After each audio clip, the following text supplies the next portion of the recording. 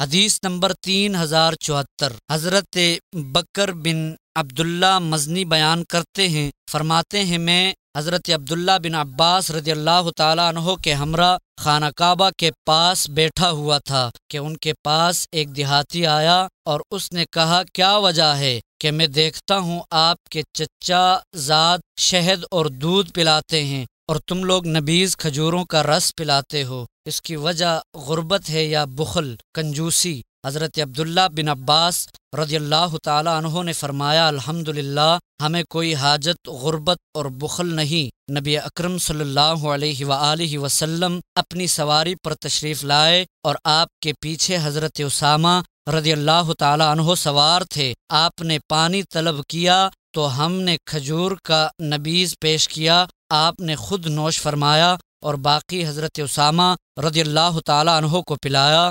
پھر فرمایا تم نے بہت اچھا اور عمدہ کام کیا، بس اسی طرح کرو تو ہم اس چیز کو بدلنے کا ارادہ نہیں رکھتے جس کا حکم نبی اکرم صلی اللہ علیہ وسلم نے دیا۔